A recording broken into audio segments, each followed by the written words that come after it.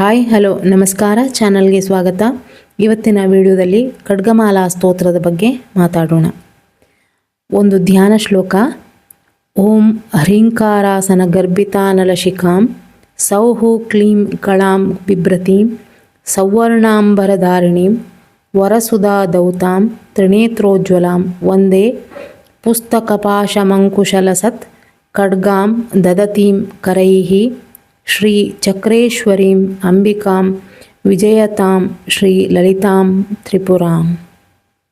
ಹ್ರೀಂಕಾರವೆಂಬ ಬೀಜಾಕ್ಷರ ಮಂತ್ರವೇ ಆಸನವಾಗಿರುವ, ಅಗ್ನಿಯ ಜ್ವಾಲೆಯಂತೆ ಪ್ರಕಾಶಮಾನವಾಗಿರುವ ಮಣಿದ್ವೀಪದ ಚಿಂತಾಮಣಿ ಗೃಹದಲ್ಲಿ ಸೌಹು ಮತ್ತು ಕ್ಲೀಂ ಎಂಬ ಬೀಜಾಕ್ಷರಗಳ ತೇಜಸ್ಸನ್ನು ಧರಿಸಿರುವವಳು, ಚಿನ್ನದ ಬಣ್ಣದ ವಸ್ತ್ರವನ್ನು ಧರಿಸಿರುವವಳು, ಅಮೃತದ ಅಲೆಯಂತೆ ಶಾಂತ ಮತ್ತು ಮಂಗಳಕರವಾಗಿರುವವಳು, ಕೈಗಳಲ್ಲಿ ಪಾಶ, ಅಂಕುಶ, ಖಡ್ಗ, ಪುಸ್ತಕವನ್ನು ಧರಿಸಿರುವ ದೇವಿಗೆ ವಂದನೆಗಳು.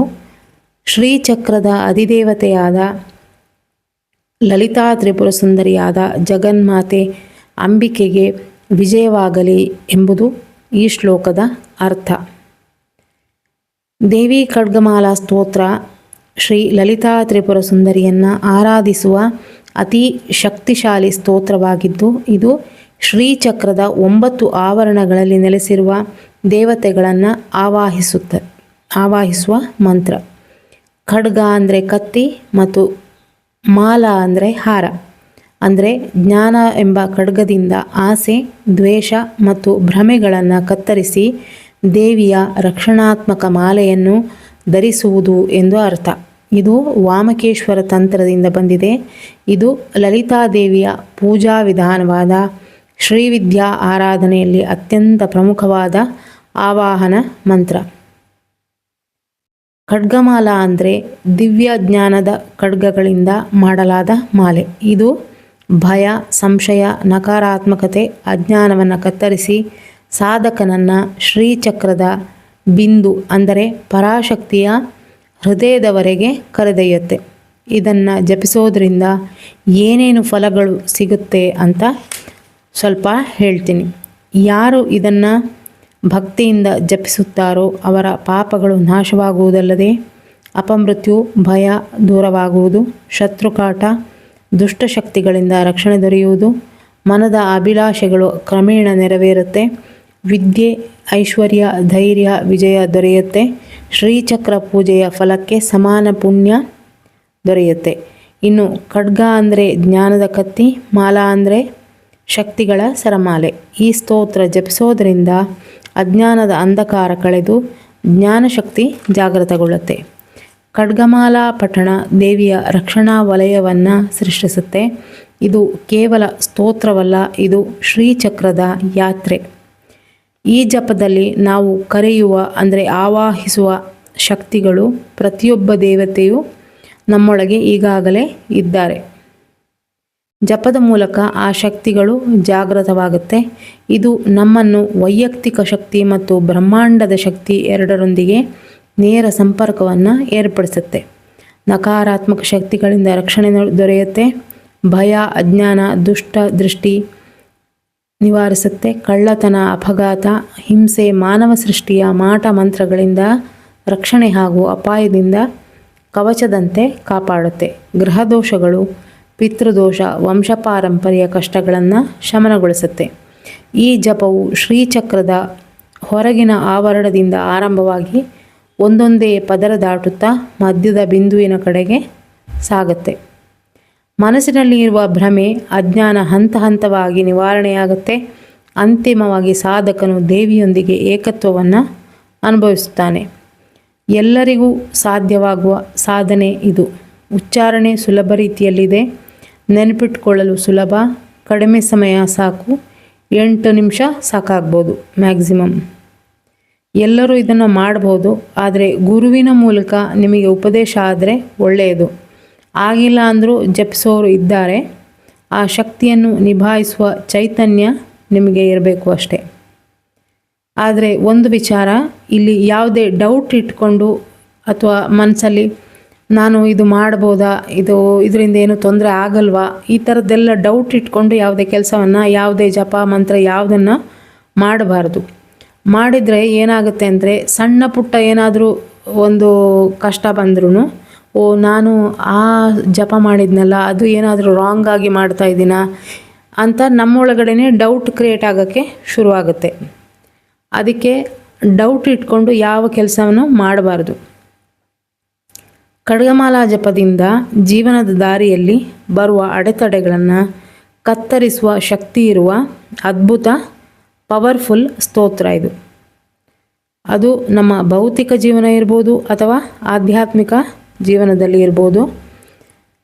ಬರುವಂತಹ ಅಡೆತಡೆಗಳನ್ನು ಕತ್ತರಿಸಿ ನಮ್ಮ ದಾರಿಯನ್ನು ಸುಗಮಗೊಳಿಸುವ ಶಕ್ತಿ ಖಡ್ಗಮಾಲದಲ್ಲಿ ಇದೆ. ಲಲಿತಾ ಸಹಸ್ರನಾಮದ ಕೆಲವೊಂದು ಅತ್ಯಂತ ಶಕ್ತಿಯುತ ನಾಮಗಳನ್ನು ಇದರಲ್ಲಿ ಸೇರಿಸಿದ್ದಾರೆ. ನಾವು ಊರಿನಲ್ಲಿ ಅಂದರೆ ಗುಡ್ಡ ತೋಟಗಳಿಗೆ ಹೋಗುವಾಗ ಕೈಯಲ್ಲಿ ಒಂದು ಕತ್ತಿ ಹಿಡ್ಕೊಂಡು ಹೋಗ್ತೇವೆ. ನಮ್ಮ ದಾರಿಯಲ್ಲಿ ಸಿಗುವ ಕಲ್ಲು ಮುಳ್ಳುಗಳನ್ನು ಆ ಕತ್ತಿಯಿಂದ ಕಡಿಯುತ್ತಾ ದಾರಿ ಸುಗಮವಾಗಿ ಮಾಡಿಕೊಂಡು ನಾವು ಹೇಗೆ ನಡೆಯುತ್ತೇವೆ ಅಂತ ನಿಮಗೆ ಗೊತ್ತಿರ್ಬೋದು. ಈಗ ನಮ್ಮ ಊರ ಕಡೆಗೆಲ್ಲ ತೋಟ ಅಥವಾ ಗುಡ್ಡಕ್ಕೆ ಹೋದಾಗ ಒಂದು ಕತ್ತಿ ಹಿಡ್ಕೊಂಡು ಹೋಗ್ತೇವೆ, ಏನಕ್ಕಾದರೂ ಬೇಕಾಗುತ್ತೆ ಅಂತ. ದಾರಿಯಲ್ಲಿ ಏನಾದರೂ ಈಗ ದಾರಿ ಸುಗಮವಾಗಿಲ್ಲ ಅಂತಂದರೆ, ಮಧ್ಯ ಗಿಡ ಗಂಟಿ ಎಂತಾದರೂ ಇದೆ ಅಂತಂದರೆ ಅದನ್ನು ಕಡಿದು ದಾರಿ ಸುಗಮ ಮಾಡಿಕೊಂಡು ನಾವು ಮುಂದೆ ಸಾಕ್ತೇವೆ. ಹಾಗೆಯೇ ಈ ಸ್ತೋತ್ರ ಕೂಡ ನಮ್ಮ ಜೀವನದಲ್ಲಿ ಬರುವಂಥ ಅಡೆತಡೆಗಳನ್ನು ಕತ್ತರಿಸ್ತಾ ನಮ್ಮ ದಾರಿಯನ್ನು ಸುಗಮವಾಗಿ ಸಾಗುವಂತೆ ಮಾಡಿಕೊಡುವಂತಹ ಶಕ್ತಿ ಇರುವಂತಹ ಸ್ತೋತ್ರ ಇದು. ಆ ದೇವಿಯ ಕಡೆಗೆ ನಮ್ಮನ್ನು ಕರೆದೊಯ್ಯೋದಕ್ಕೆ ನಮ್ಮ ದಾರಿಯನ್ನು ಸುಗಮವಾಗಿ ಮಾಡಿಕೊಡುತ್ತೆ ಇದು. ಗುರುದೀಕ್ಷೆ ಇದ್ದಾಗ ಸಾಧನೆ ವೇಗವಾಗಿ ಆಗುತ್ತೆ, ಆದರೆ ಗುರು ಇಲ್ಲದೇ ಮಾಡುವವರು ಇದ್ದಾರೆ. ಈ ಸ್ತೋತ್ರದ ಶಕ್ತಿ ಅಂದರೆ ಅತೀ ದೊಡ್ಡ ಅಡ್ಡಿ ಆತಂಕಗಳ ನಿವಾರಣೆ, ಅಹಂಕಾರದ ನಾಶವಾಗುತ್ತೆ. ನಾನು ಎಲ್ಲರಿಗಿಂತ ಮೇಲು ಅನ್ನುವ ಭಾವ ಮಾತ್ರವಲ್ಲ, ನಾನು ಯೋಗ್ಯನಲ್ಲ, ನನಗೆ ಆಗಲ್ಲ, ನಾನು ದುರ್ಬಲ, ಇವುಗಳು ಅಜ್ಞಾನ ಮತ್ತು ಅಹಂಕಾರದ ಬೇರೆ ಬೇರೆ ರೂಪಗಳು. ಈ ಜಪದಿಂದ ಇದೆಲ್ಲವ ನಾಶವಾಗುತ್ತೆ. ಆ ತಾಯಿ ಲಲಿತಾಂಬಿಕೆಯ ಜೊತೆಗೆ ಒಂದು ಸಂಪರ್ಕ ಉಂಟಾಗುತ್ತೆ. ಇದರಿಂದ ಸಾಧ್ಯ ಅಸಾಧ್ಯ ಅನ್ನೋ ಭೇದನೇ ಉಳಿಯೋದಿಲ್ಲ. ಇನ್ನೊಂದು ವಿಶೇಷವಾಗಿ ಫಲಶ್ರುತಿಯಲ್ಲಿ ಹೇಳಿರೋ ಫಲ ಏನು ಅಂತಂದರೆ, ನರಮಂಡಲಕ್ಕೆ ಸಂಬಂಧಿಸಿದ ಸಮಸ್ಯೆಗಳು ಇದರಿಂದ ನಿಯಮಿತ ಪಠಣದಿಂದ ದೂರವಾಗುತ್ತೆ ಅಂತ. ಎಪಿಲೆಪ್ಸಿ ಅಥವಾ ಫಿಟ್ಸ್ ಅಂತ ಹೇಳ್ತಾರಲ್ಲ, ಆ ಫಿಟ್ಸ್ ಬರೋರು ಇದನ್ನು ನಿಯಮಿತವಾಗಿ ಪಠನೆ ಮಾಡೋದ್ರಿಂದ ಅಂತಹ ತೀವ್ರ ಸಮಸ್ಯೆಗೆ ಕೂಡ ಇದರಿಂದ ವಾಸಿ ಆಗುತ್ತೆ. ಅಂದರೆ ಅಂತಹ ಸಮಸ್ಯೆಗಳಿಗೂ ಕೂಡ ಇದರಲ್ಲಿ ಪರಿಹಾರ ಇದೆ ಅಂತ ಹೇಳಿದ್ದಾರೆ. ಇನ್ನು ಕೆಲವರಿಗೆ ನೆಗೆಟಿವ್ ಎನರ್ಜಿಗಳಿಂದ ಜಾಸ್ತಿ ವ್ಯತಿರಿಕ್ತ ಪರಿಣಾಮ ಉಂಟಾಗ್ತಿದ್ರೆ ಅಂಥವರು ಕೂಡ ಇದನ್ನು ಪಠಣೆ ಮಾಡಿದರೆ ಒಳ್ಳೆಯ ರಿಸಲ್ಟ್ ಸಿಗುತ್ತೆ. ಇದರ ಜಪದಿಂದ ಕಷ್ಟಗಳು ಮಾಯವಾಗೋದಲ್ಲ, ನೀವು ಕಷ್ಟವನ್ನು ಎದುರಿಸಲು ಶಕ್ತರಾಗೋದು. ನಿಮ್ಮ ಯೋಚನೆ ಸ್ಪಷ್ಟವಾಗುತ್ತೆ. ಭಯದಿಂದ ಅಲ್ಲ, ಬುದ್ಧಿಯಿಂದ ಯೋಚನೆ ಮಾಡಿ ನಿರ್ಧಾರಕ್ಕೆ ಬರ್ತೀರಿ. ನಿಮ್ಮ ಜೀವನದ ನಿಯಂತ್ರಣ ನಿಮ್ಮ ಕೈಯಲ್ಲಿ ಇರುತ್ತೆ. ಲಲಿತಾ ಸಹಸ್ರನಾಮ ಮಂತ್ರ ಸ್ವರೂಪವಾದರೆ ಖಡ್ಗಮಾಲಾ ಶುದ್ಧ ಯಂತ್ರ ಸ್ವರೂಪ. ಅಂದರೆ ಶ್ರೀಚಕ್ರವೇ ಜಪವಾಗಿ ಜೀವಂತವಾಗುವ ಸ್ತೋತ್ರ ಇದು. ಈ ಜಪ ಶ್ರೀಚಕ್ರದ ಹೊರ ಆವರಣದಿಂದ ಆರಂಭಿಸಿ ಒಂದೊಂದು ಪದರ ದಾಟುತ್ತಾ ನೇರವಾಗಿ ಬಿಂದು ಅಂದರೆ ದೇವಿಯ ಹತ್ತಿರಕ್ಕೆ ಕರೆದೊಯ್ಯುವ ಅದ್ಭುತ ಸಾಧನೆ. ಗೊಂದಲ, ಅತಿಯಾದ ಯೋಚನೆ, ತಪ್ಪಾಗಿ ನಿರ್ಧಾರ ತೆಗೆದುಕೊಳ್ಳುವುದು ಕಡಿಮೆ ಆಗುತ್ತೆ. ಇನ್ನು ಖಡ್ಗಮಾಲಾ ಸ್ತೋತ್ರ ಶ್ರೀಚಕ್ರದ ಜೀವಂತ ನಕ್ಷೆ. ಶ್ರೀವಿದ್ಯೆ ಅಂದರೆ ಶ್ರೀಚಕ್ರ. ಶ್ರೀಚಕ್ರದಲ್ಲಿ 9 ಆವರಣಗಳು. ಪ್ರತಿಯೊಂದು ಆವರಣದಲ್ಲಿ ದೇವಿ ಶಕ್ತಿ, ಯೋಗಿನಿ ಶಕ್ತಿಗಳು ಇರ್ತಾರೆ. ಖಡ್ಗಮಾಲಾ ಸ್ತೋತ್ರ ಶ್ರೀಚಕ್ರದ ಸಂಪೂರ್ಣ ಮ್ಯಾಪ್.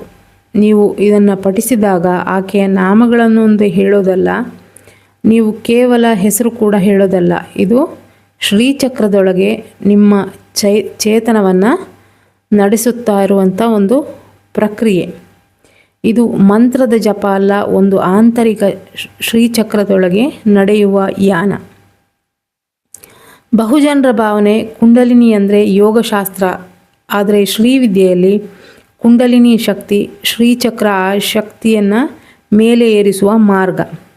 ನೀವು ಖಡ್ಗಮಾಲ ಪಠಿಸಿದಾಗ ದೇಹದೊಳಗೆ ನೇರವಾಗಿ ಶಕ್ತಿ ಏರುವುದಲ್ಲ, ಆದರೆ ಆ ಶಕ್ತಿ ಹೋಗಬೇಕಾದ ದಾರಿಯನ್ನು ಸುಗಮಗೊಳಿಸುತ್ತೆ. ಖಡ್ಗಮಾಲ ನಿಧಾನ ಭಕ್ತಿಗಿಂತ ವೇಗವಾದ ಆಂತರಿಕ ಪರಿವರ್ತನೆ ಮಾಡುತ್ತೆ. ಮನಸ್ಸು ಸಿದ್ಧ ಇಲ್ಲದಿದ್ದಾಗ ಭಯ, ಅಸ್ವಸ್ಥತೆ ಕಾಡಬಹುದು. ಯಾವುದೇ ಡೌಟ್ ಇಟ್ಕೊಂಡು ಯಾವುದೇ ರೀತಿಯ ಜಪ ಮಂತ್ರ ಮಾಡಬಾರ್ದು. ಪೂರ್ಣ ವಿಶ್ವಾಸ ಇದ್ದರೆ ಮಾತ್ರ, ನಂಬಿಕೆ ಇದ್ದಾಗ ಮಾತ್ರ ಮಾಡಬೇಕು. ಆಗ ಎಲ್ಲವೂ ಫಲಪ್ರದವಾಗುವುದರಲ್ಲಿ ಸಂದೇಹವಿಲ್ಲ. ಜೈ ಶ್ರೀಚಕ್ರ ನಗರ ಸಂಚಾರಿಣಿ. ಓಂ ಶ್ರೀ ಮಾತ್ರೇ ನಮಃ ಅಂತ ಹೇಳ್ತಾ ಮುಂದಿನ ವಿಡಿಯೋದಲ್ಲಿ ಸಿಗ್ತೀನಿ. Thank you for watching.